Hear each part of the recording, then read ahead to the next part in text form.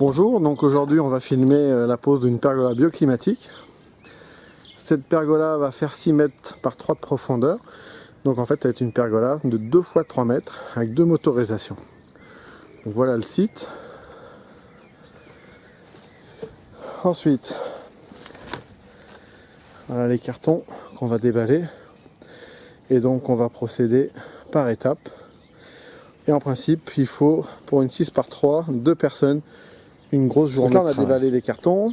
Il y a les cartons avec des lames. Donc ça on va y garder pour la fin. Ce sont les plus grands cartons généralement. Et ensuite on a les cartons avec les chevrons de rive, les sablières et les poteaux. Donc là on a mis les sablières au sol. Donc les sablières en fait ce sont ces profils qui ont un dessin ici fraisé et déjà des équerres de fixation qui sont fixés sur la sablière et en fait ça sert de gouttière. Voilà comme ça. Donc on les met au sol. Ensuite on prend les poteaux. Alors les poteaux, ce sont des doubles poteaux qui sont fixés les uns sur les autres. Vous avez ici un petit carré. Ce carré ça va permettre d'emboîter plus facilement les poteaux et d'avoir un renfort. Et de l'autre côté, ici, on y met ce pied, comme ça, tout simplement devant. Voilà, ok. Et la partie qui est coupée, elle se retrouve au milieu. Donc, l'autre pied, forcément, il va être comme ça. Donc, ici, on va faire un trou dans ce montant-là pour pouvoir faire une évacuation d'eau, puisque le client n'a pas d'évacuation d'eau propre.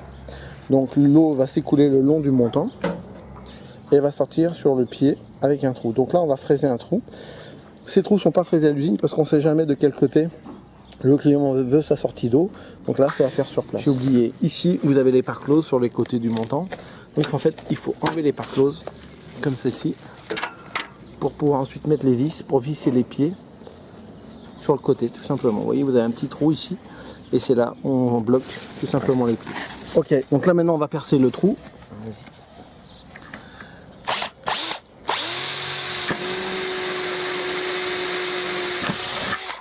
Et donc là maintenant on va percer un peu plus gros avec une phase à étage. Alors le trou en fait on le fait toujours dans le montant parce que vous voyez qu'il y a un double montant. Ce trou on le fait toujours du côté où il n'y a pas ce carré, hein, puisqu'en fait l'eau va s'évacuer par ici. Et vous verrez que dans la sablière, donc la gouttière, on a déjà un orifice qui est prévu pour que l'eau s'écoule ici. Donc là, du coup, on ne se trompe pas, on fait bien le trou d'évacuation de ce côté-là.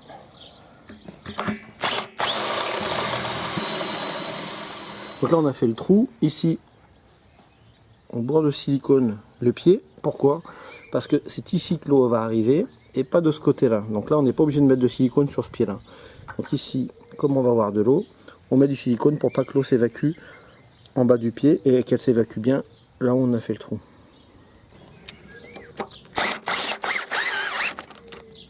Ok, donc là on voit bien le silicone un peu de partout qui déborde. Et ici il n'y en a pas, c'est normal. Alors, encore une fois avec ce trou, faites attention, quand vous percez le trou, de bien vérifier que le poteau va être mis au bon endroit et que le trou sort au bon endroit. Parce que vous pouvez inverser ce trou en mettant à gauche et du coup le trou se retrouve à l'intérieur de la pergola. Donc faites attention bien de quel côté vous percez le trou pour éviter que vous ayez le trou à l'intérieur de la pergola. Donc là on va fixer maintenant les montants à la sablière. Donc le carré ici à l'opposé du trou d'évacuation d'eau de la sablière, donc de la gouttière.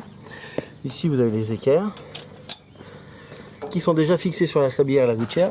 Et là, donc vous voyez, l'équerre va venir s'enquiller à l'intérieur du profil et ensuite on va mettre 2 vis à tête hexagonale d'autoforeuse pour fixer les montants et de chaque côté.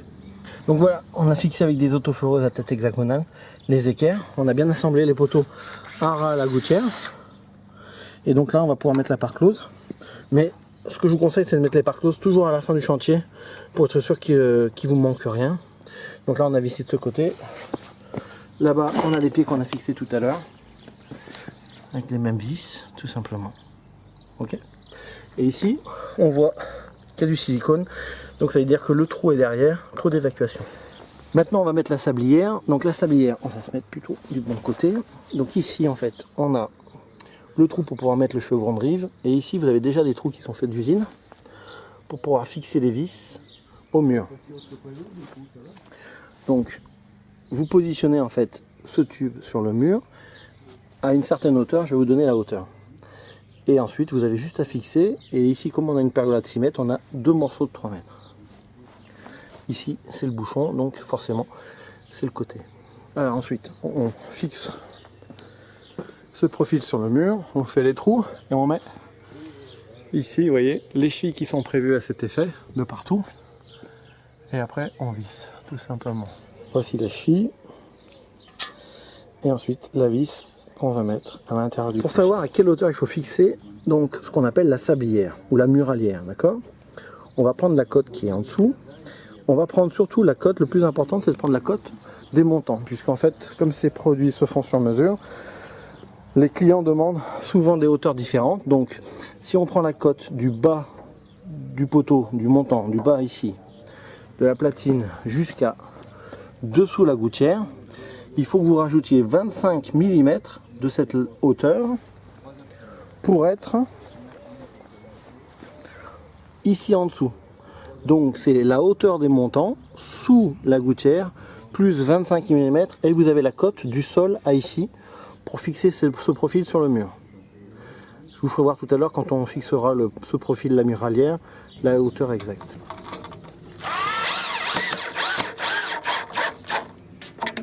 Voilà. Et on fait les trous comme ça sur tout le long de la muralière.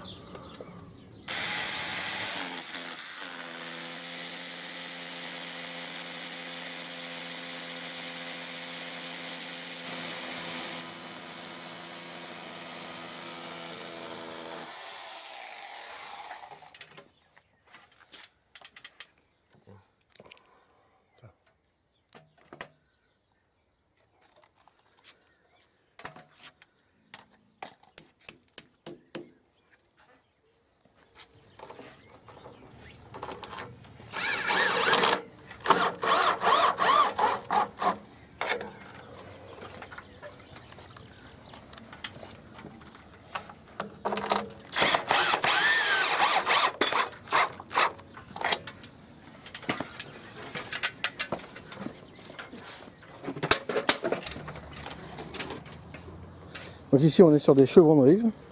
Donc en fait c'est des chevrons qui vont être sur le côté ou au milieu. Là c'est l'axe où va venir s'enquiller la lame.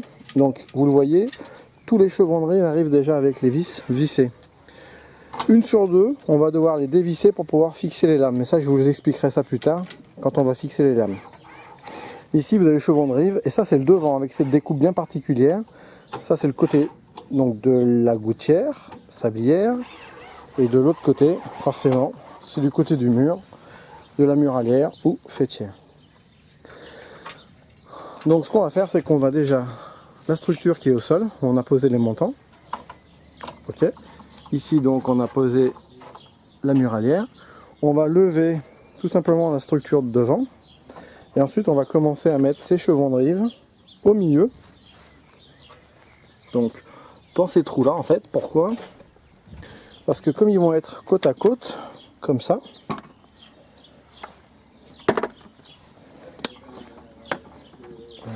voilà. Ils vont être côte à côte comme ça, on va pas pouvoir dévisser les vis et les remettre. Ça va nous gêner. Donc automatiquement on va commencer par le milieu, les vis déjà fixées, et ensuite on mettra les chevrons de rive sur les côtés, où on sera obligé d'enlever les vis pour pouvoir enquiller les lames. Donc là on a enquillé les deux chevrons de rive au milieu. Toujours à fond, c'est-à-dire qu'il faut que ça arrive en butée contre le mur. Et ici, il faut que ça arrive en butée aussi. Ok. Et là, vous voyez, là où il y a mon doigt, pardon, là, vous voyez, il y a une vis. Donc là, on vient de visser le chevron de rive sur un petit carré qui est beige là, qui peut être d'une autre couleur, mais ce petit carré. Et on va y mettre ici 2 vis à chaque fois. Vas-y.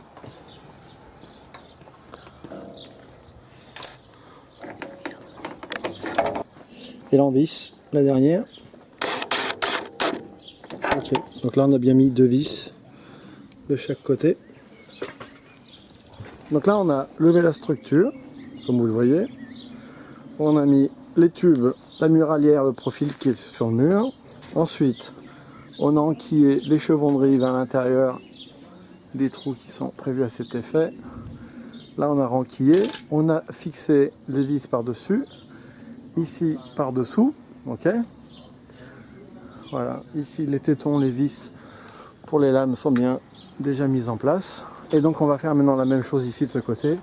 On va mettre le chevron de rive à l'intérieur qui va être embuté contre le mur, contre le profil au fond.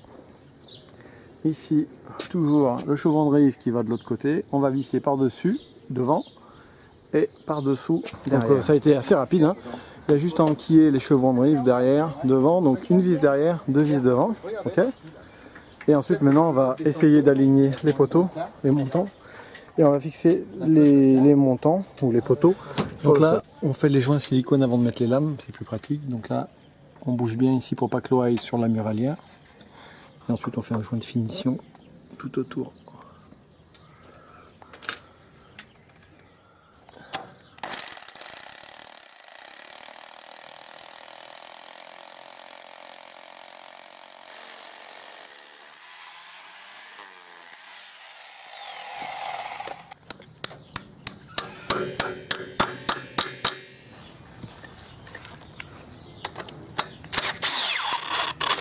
Ok. Et là on fait la même chose pour tous les pieds. Bien sûr, d'abord mettre tous les pieds à niveau avant de fixer les plates. On a fait donc tous les silicones à l'arrière.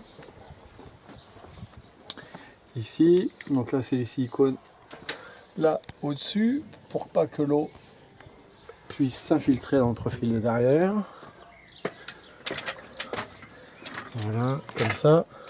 Et là ensuite on a fait un joint silicone avec un joint translucide tout le long pour pas que l'eau s'infiltre par derrière le profil. Et pareil sur le devant,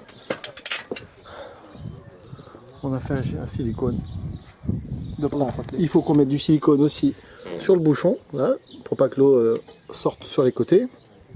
Vous mettez bien du silicone sur tous les vis. En principe d'usine c'est fait. Et ici vous voyez c'est l'évacuation de l'eau.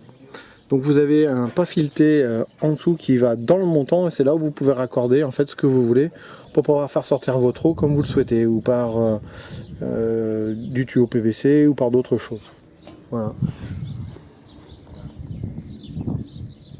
Donc en fait cette pergola elle fonctionne par débordement, c'est-à-dire qu'en fait il n'y a pas de pente, le chevron de rive est parfaitement à plat et en fait c'est en fonction du niveau d'eau qui remonte. Ça passe d'un trou à un autre, du chevron de rive à la gouttière, et ça va directement ensuite dans le trou. Maintenant on va mettre là, ici un plat qui va donc déborder du profil muralière, tout simplement pour venir coiffer la dernière lame. Donc là on met le plat et on va le visser ici au bord tout simplement. On met du silicone au-dessus pour être sûr que ça soit étanche et que l'eau ne s'infiltre pas entre le plat et la muralière. Voilà, on a mis le plat juste dessous. Et donc du coup maintenant on va mettre la lame. On a mis aussi la lame de ce côté là. Et ensuite on va faire les lames sur toute la structure. On va mettre une lame, donc là on va enquiller la lame directement dans la vis qui est toute prête. Par le trou. Tout simplement. Donc là elle est enquillée et de l'autre côté on y met le téton directement. Voilà. Et ensuite on met la vis dans l'autre sens, comme ça. Voilà, donc là du coup la lame elle est bien mise, ici elle pivote, elle est mise de l'autre côté, vas-y descends là, voilà. Donc, et là maintenant on fait toutes les lames une par une, comme ça, c'est assez simple à poser, il faut être deux, on peut pas les poser. Maintenant on va mettre le tube, donc ce tube c'est pour aligner les lames et surtout aussi c'est le support du moteur. Donc là vous avez chaque lame a une petite patte avec une oreillette comme ça, et en fait on y met cette vis dans le trou de l'oreillette ici, et cette vis vient se visser sur des inserts qu'il y a dans ce tube carré, et en fait ça permet d'aligner toutes les lames et ça va être le support du moteur, et ça on le fait aussi bien d'un côté que de l'autre, tout simplement. C'est très simple à faire, C'est juste 2 minutes pour visser toutes les vis. Voilà le tube en question, donc les trous vont vers le bas et la fameuse vis vient ici tout simplement et vient prendre l'oreillette de la lame. Donc là pour mettre les lames au centre, hein, donc c'est une pergola de 6 mètres, donc ici vous avez des chevrons au milieu. N'oubliez pas que quand vous mettez donc la deuxième partie de lame, de mettre les lames et en même temps le tube carré, parce que c'est plus difficile à mettre le tube carré quand vous avez mis toutes les lames, parce qu'il faut passer par-dessus. Donc c'est mieux de le faire au fur et à mesure. Vous enquillez les lames et vous mettez la vis sur l'oreillette de la lame, en même temps que vous avancez, comme ça. Donc on arrive à l'automatisation de la pergola bioclimatique. Donc je vous ouvre le carton. Vous avez ici la motorisation, des vis de fixation sur les chevrons de rive, les pattes de fixation du moteur. Il y a 2 pièces dedans. La notice de pose de la motorisation et la boîte avec la carte à l'intérieur du boîtier. Donc la notice de la carte électronique. Une télécommande, donc là il y en a 2 parce qu'on a 2 automatismes dans cette pergola 6x3. La carte électronique, le transformateur et on va fixer la boîte. Ici vous avez l'automatisme avec plusieurs fils, donc on ne va pas se servir de tous les fils, on va se servir uniquement du bleu et du marron. Donc là je viens de fixer la boîte, donc là j'ai mis 4 vis, que j'ai percé la boîte avant, j'ai mis des vis, les chevilles, la carte électronique est là, donc ici vous avez le fusible, l'alimentation transformateur, okay, les deep switch ici c'est une sortie 24 volts, l'antenne radio pour la programmation de la télécommande et la radiofréquence de la télécommande. Ici vous avez les borniers et donc on va brancher le marron et le bleu sur les 2 bornes qui sont ici, complètement à gauche, à côté des LED. Vous avez ici les LED, d'accord, la borne gauche, donc les 2 bornes à côté des LED, le marron et le bleu, avec ce petit connecteur ici, comme ça. On va fixer la patte de fixation du moteur, on peut la placer où on veut sur le solenoïde. En fait, c'est déjà pré-percé.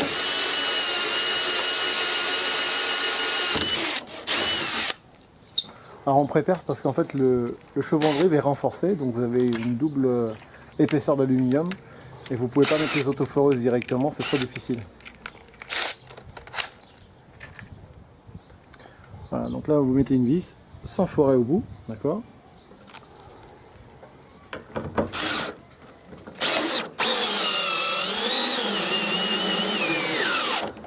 Voilà, et là en fait vous avez 2 points de fixation en dessous, un point de fixation ici, un autre ici derrière qu'on va mettre, ok. Et ensuite on mettra la même pièce de l'autre côté, au-dessus. Donc là on l'a déjà fait, donc là on a bien mis la patte de fixation. Ici la motorisation, quand vous la positionnez, il faut toujours vérifier qu'elle est toujours en position basse. Donc tournez la vis sans fin au maximum pour qu'elle soit le plus reculée possible. Et ensuite vous venez fixer la patte en fonction de la taille de votre automatisme que vous venez de fixer. Donc vous fixez en premier la patte du bas, ensuite la patte du haut, toujours avec les vis ici de l'autre côté et au-dessus. Voilà. Ensuite pour le câble, petite astuce, c'est qu'ici vous avez une part close au-dessus. Vous enlevez la part close, vous la trouvez, vous faites passer le fil à l'intérieur de la part close ici et vous le faites ressortir là où vous voulez pour alimenter votre automatisme. En fait, ça doit faire ça. Allez, maintenant on finit par les câblages. Donc là, on est sur la carte électronique. Ici, donc, on a bien les fils du transfo qui sont déjà branchés. Hein. Ici, on met bien le bleu donc à gauche, le marron à droite. Donc là, on a doublé les fils tout simplement pour qu'il y ait une section plus importante. Ok. Donc je vous ai bien dit, là vous avez les LED, le bleu à gauche et le marron à droite. D'accord. Les autres bornes ne servent à rien. Ici, vous mettez votre phase et votre neutre tout simplement. Donc ça, c'est le fusible qui protège votre transformateur qui est là. Ok. La terre. Donc là on a 2 boîtiers puisqu'on a deux automatismes. Vous voyez qu'ici dans les deep switch on est en position 1 et 2. Donc la position 1 et 2 c'est la marche normale en fait. Et si vous voulez programmer vos télécommandes, c'est très simple. Vous mettez tout sur 0. Vous levez ici le 4 sur on. Vous appuyez sur ce bouton là une fois. La LED clignote. Vous appuyez sur la télécommande une fois. Vous réappuyez sur ce bouton ici et vous remettez ensuite tout sur 0 et vous avez fini de programmer votre télécommande. Je recommence. Vous mettez tout sur 0, vous levez le 4 sur On, vous appuyez sur ce bouton ici. Une fois, la petite LED à gauche va clignoter, vous appuyez sur la télécommande, vous rappuyez sur ce bouton et vous mettez tout sur Off et donc du coup votre télécommande est programmée. Ok? Bon. Ensuite, donc je l'ai fait avant bien sûr, là vous avez la télécommande et là vous avez ici le système qui fonctionne. Alors, je me suis trompé de télécommande. Donc il y a deux télécommandes, une pour chaque parcelle.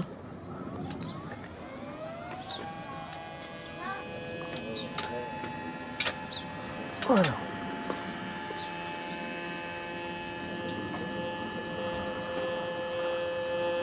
On ferme. Je vous répète, l'automatisme a une fin de course de fermeture et une fin de course d'ouverture. Il a une décélération du moteur quand il arrive en fin de course de fermeture et en fin de course d'ouverture. Donc là, je rappuie encore une fois sur la télécommande pour l'ouvrir.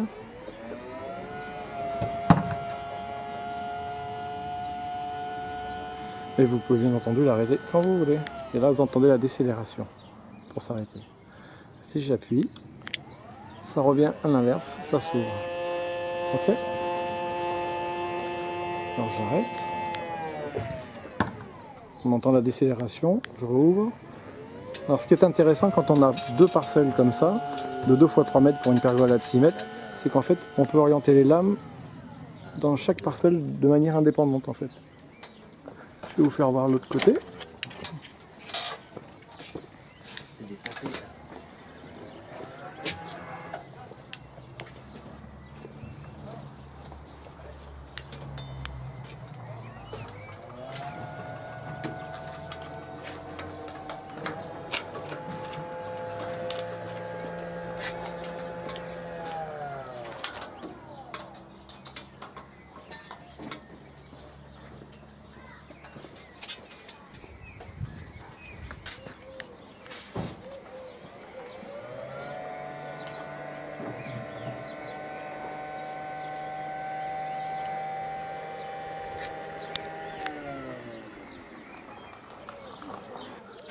Voilà, la journée est finie.